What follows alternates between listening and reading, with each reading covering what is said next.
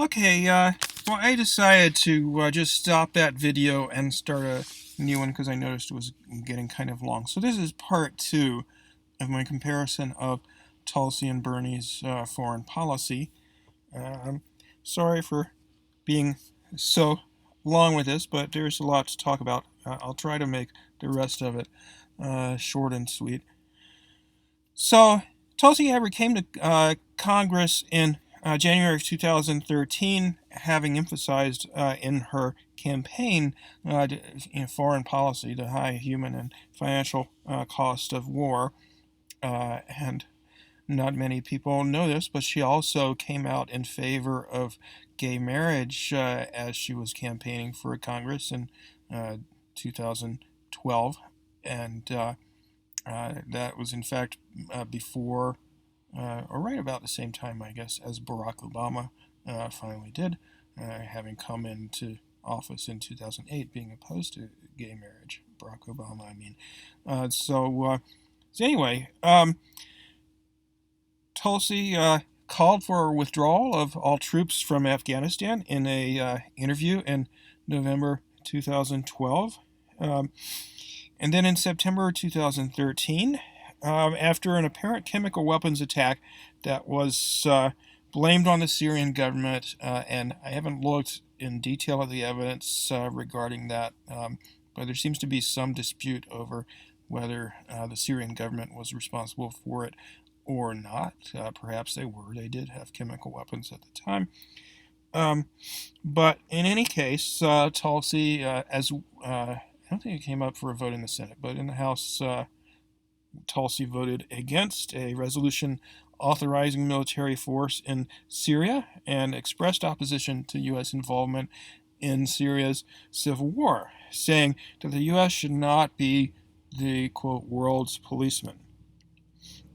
And Bernie also spoke out publicly against U.S. use of military force in Syria at that particular time. The following year, however, a resolution to support the so-called moderate rebels, the Free Syrian Army, composed of disenchanted Syrian army officers, or at least the leadership was. So the resolution called upon supporting these so-called moderate rebels who were trying to overthrow the Syrian government of Bashar al-Assad. This was passed by Congress and signed into law by President Obama. So they started arming these so-called moderate rebels who turned out not to be so moderate. And both Tulsi and Bernie voted against that resolution. And Tulsi has been opposed to intervention in Syria throughout her time in Congress, and really she stands alone in that regard as far as how consistently and vociferously she's opposed it.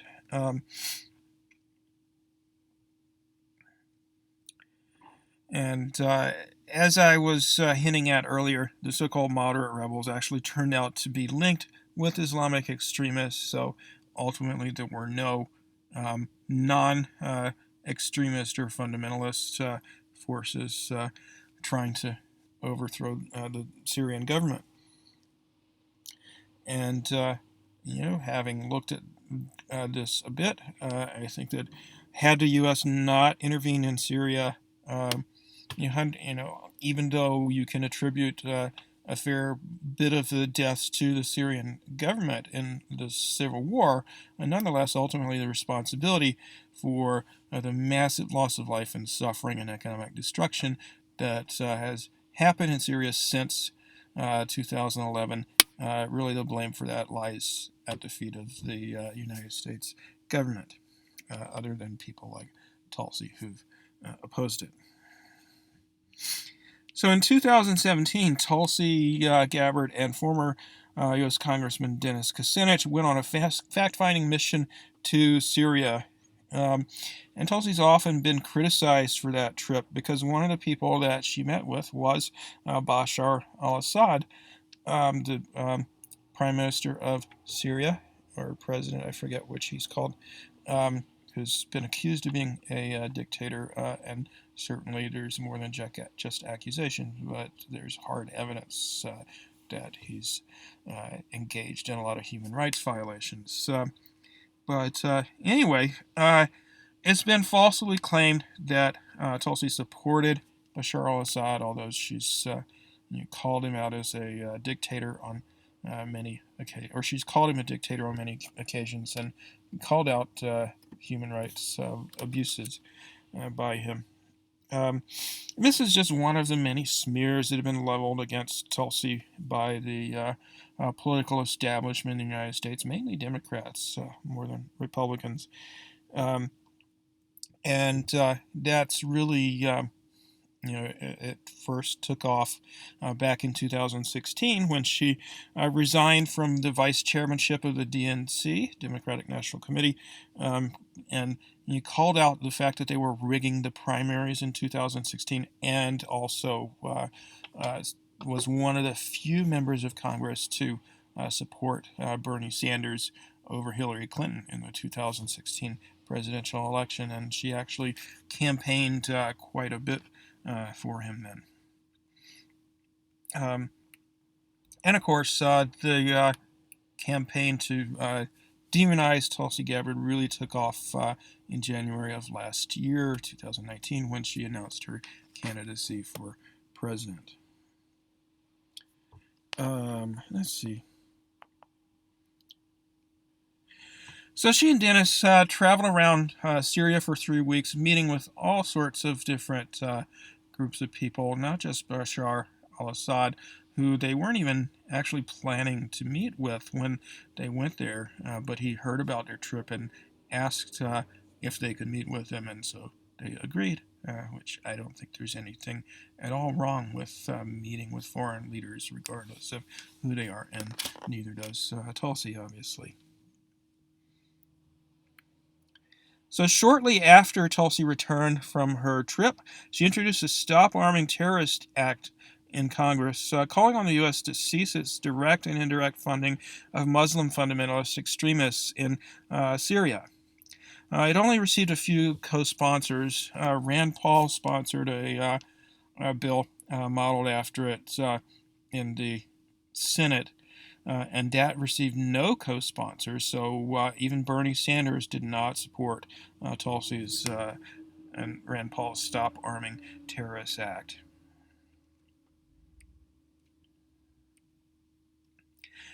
In April of 2017, 3 months after Tulsi and Dennis's trip, the U.S. bombed Syrian military targets based on U.S. claims that Syria had used chemical weapons, which seemed like a rather odd accusation to a lot of peace activists, including myself at the time, because the Syrian government was on the verge of winning the civil war and decisively militarily defeating ISIS and al-Nusra and other factions fighting to overthrow them. And yet they were blamed for a supposed chemical attack in April of 2017. So, almost alone among U.S. politicians, Tulsi pointed out the lack of evidence about who had engaged in this chemical attack, and expressed opposition to Donald Trump's response to the alleged chemical attack, where the U.S. bombed some targets, military targets in Syria. And, of course, that further fueled claims that Tulsi was a, quote, Assad apologist, which reminds me a lot of when I was an activist against the Iraq War, and I and other people were called Saddam apologists because we opposed the U.S. going to war in Iraq. And never fails back during Vietnam. People were labeled as communists if they opposed the Vietnam War. So the same thing happened in April of 2018. There was an alleged chemical weapons attack by the Syrian government. And by the way, there were, after the 2013 chemical weapons attack that the Syrian government may or may not have committed there was an agreement reached by the Syrian government to destroy their chemical weapons. And actually, I think it was John Kerry, Secretary of State John Kerry, who said that indeed they had done so. And yet, a few years later, they're accused of using chemical weapons. So again, in 2018, Tulsi questioned the Trump administration's decision to proceed with bombing in retaliation for the alleged Syrian chemical weapons attack without producing any evidence that Syria had engaged in a chemical weapons attack. And for both of these incidents, there were actually anti-war activists who had a background in chemical weapons, notably Theodore Postal, who I believe is at MIT, who suggested there were all sorts of holes in the Organization for the Prevention of or Protection from Chemical Weapons claims about, these alleged attacks and whether the Syrian government had committed them. And then last spring and fall, whistleblowers started coming out from the OPCW saying that the OPCW's report on chemical weapons attacks has misrepresented what the whistleblowers who were inspectors had concluded about what happened. And Tulsi commented on this in a recent fact that Julian Assange is being held as a political prisoner in the UK. He's held 23 hours in solitary confinement. He's slowly dying. WikiLeaks continues to publish the truth. Specifically, I would like to hear your thoughts on that we've had the fourth OPCW release and the implications of that for our foreign policy. Do you want to expand on that a little bit? The OPCW.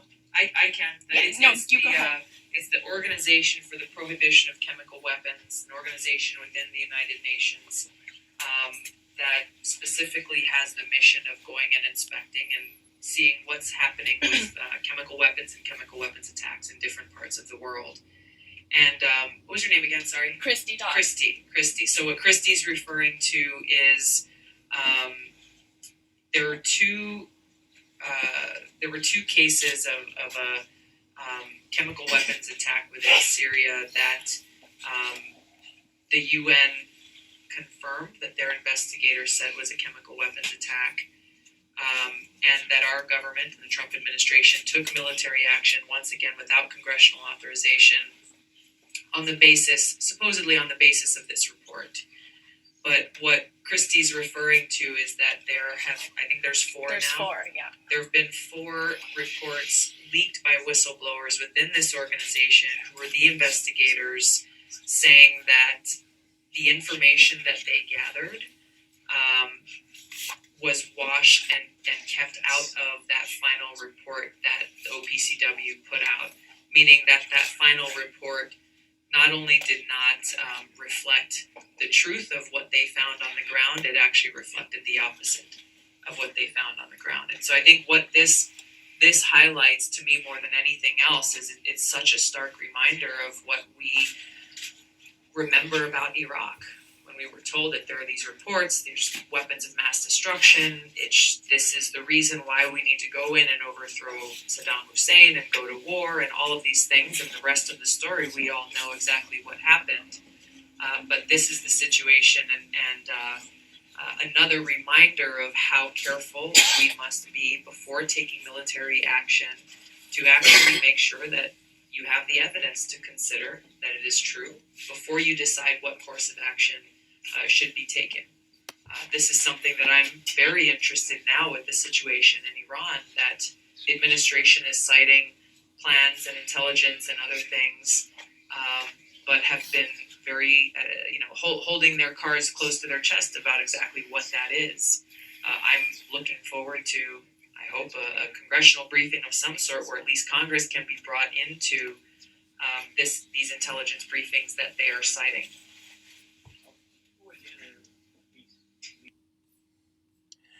Okay, so actually, as Tulsi mentioned, there these bombings carried out by the Trump administration were carried out without congressional authorization, so they were illegal acts of war. And she's pointed out on a number of occasions, the fact that U.S. administrations often take military actions illegally without seeking approval from Congress or from the UN or anybody else.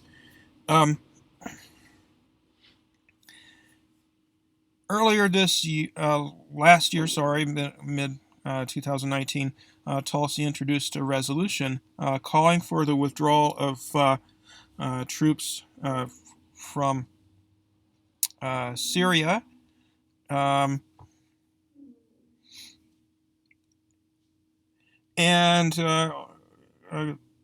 pointing out that Donald Trump himself had said that the troops were, this bill was in the fall, I think, October of 2019, pointing out that Donald Trump had himself said that the troops were occupying the oil fields and were planning to steal, the U.S. was planning to steal the oil for U.S. oil companies, as well as prevent Syria from using its own oil, further exacerbating the effects of the harsh economic sanctions that have been imposed on Syria, which, of course, Tulsi has also opposed. Tulsi also introduced a resolution, which I don't think I have called up, so we won't worry about that. I'll put it in the description, requiring the president to seek congressional approval prior to any military action against Iran, which, if that resolution had passed, then there would have been a resolution on record declaring that Trump's assassination of Iranian General Soleimani was, in fact, a violation of the expressed will of Congress. But, of course, Congress didn't go for her resolution, and only recently has taken action to prevent unilateral actions by the U.S. administration against Iran. So Tulsi's also stood in opposition to many other U.S.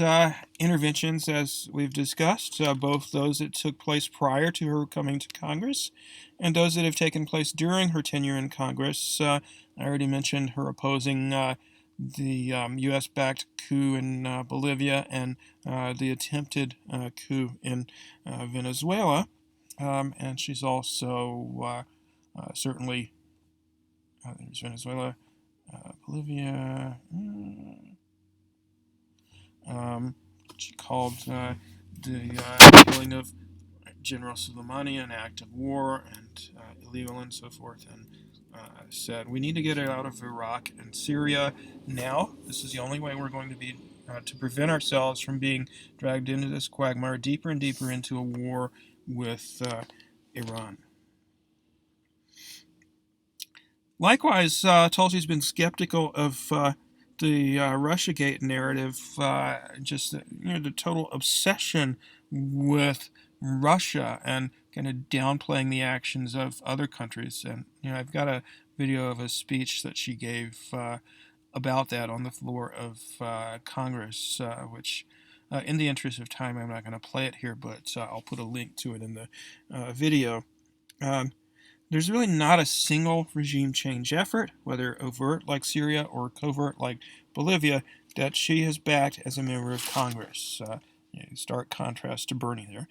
And she's expressed opposition to all such interventions subsequent to World War II, as I discussed earlier. So in that regard, from the perspective of an anti-war activist such as myself, she's vastly superior to Bernie, I've got to say, even though he has opposed most such interventions within the last few years. And I mentioned also that that there's a rhetorical difference between them in the fact that Bernie has sort of repeated CIA or U.S. administration talking points regarding Venezuela and in a number of other respects, also Syria. Let's see.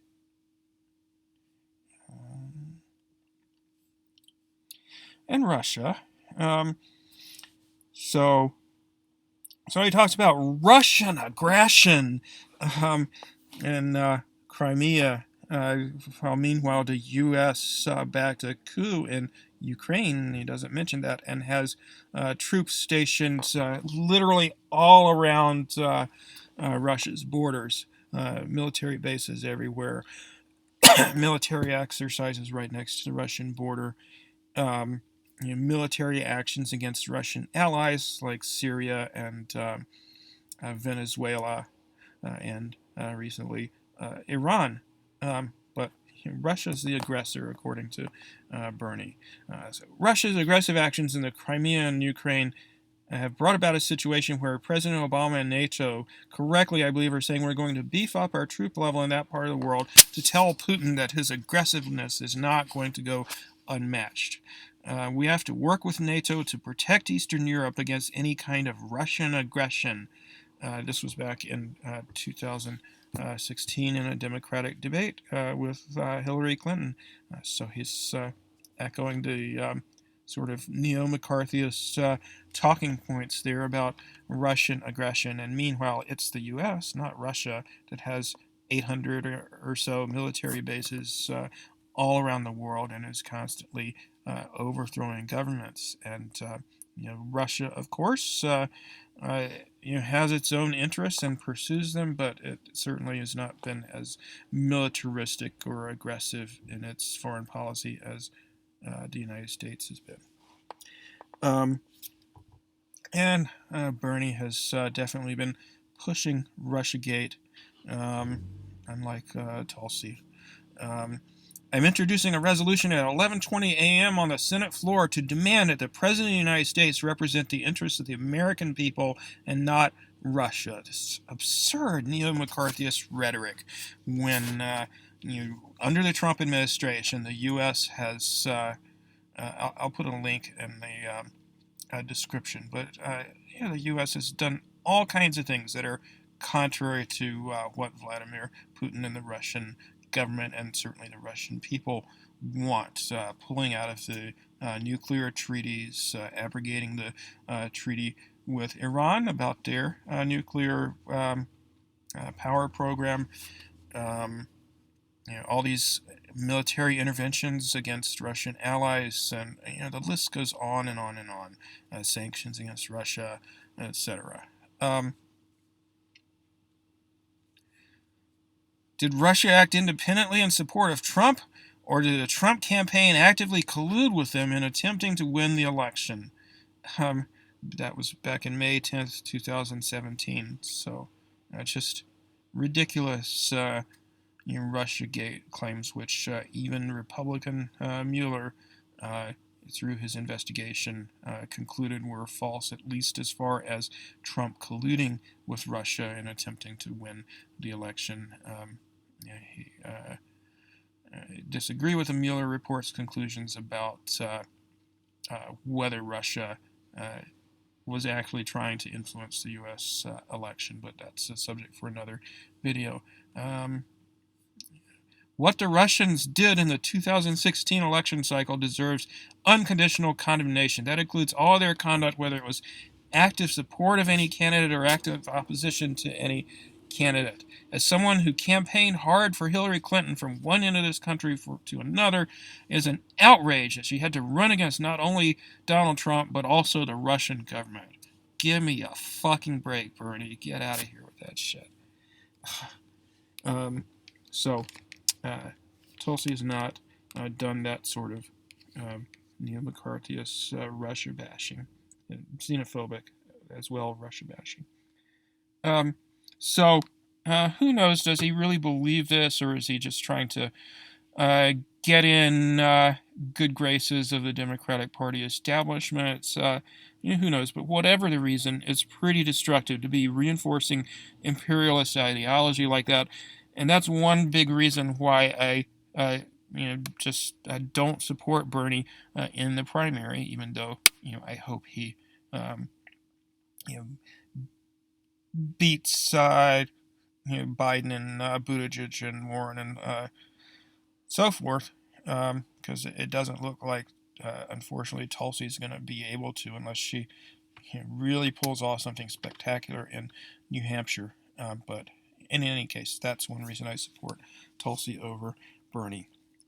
There are various aspects of both Bernie's and Tulsi's foreign policy rhetoric and record that can be criticized. I really don't like the rhetoric that Tulsi uses, where she says the U.S. shouldn't be the world's policeman, as the implication being that the U.S. is trying to be a force for justice in the world in some way, which that's nonsense.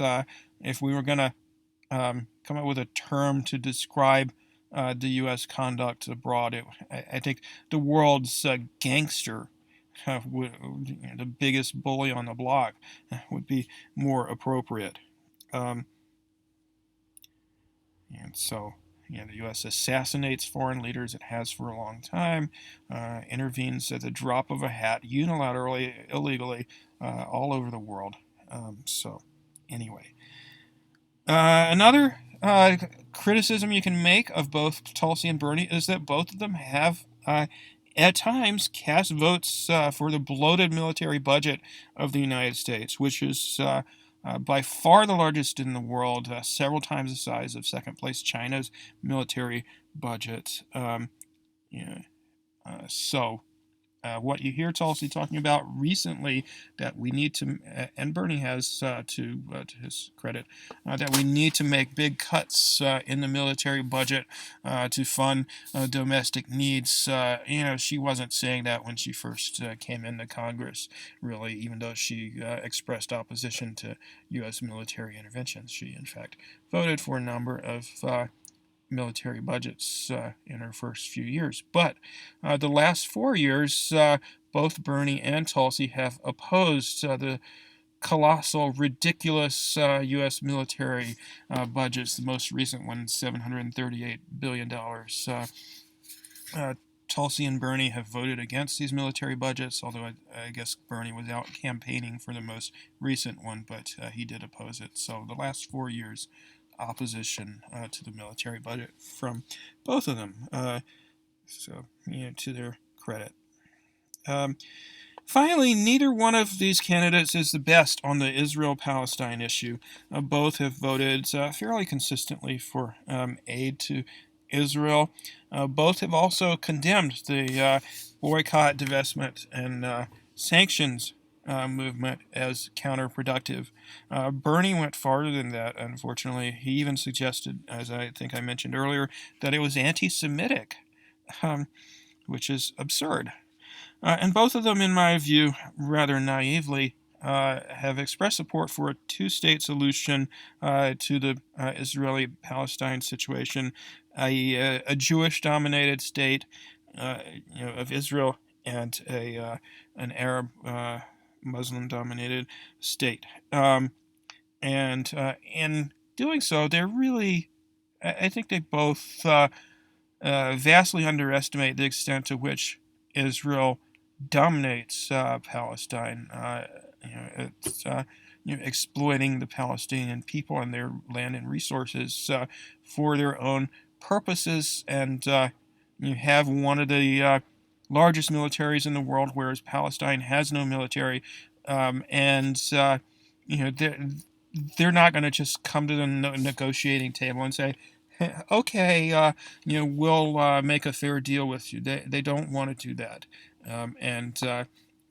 if you've followed closely what things are like in Israeli society, it's a very, very racist society, and neither Bernie nor Tulsi have talked about that very much.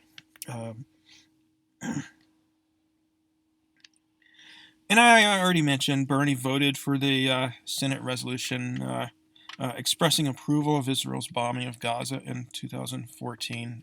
Horrible position there.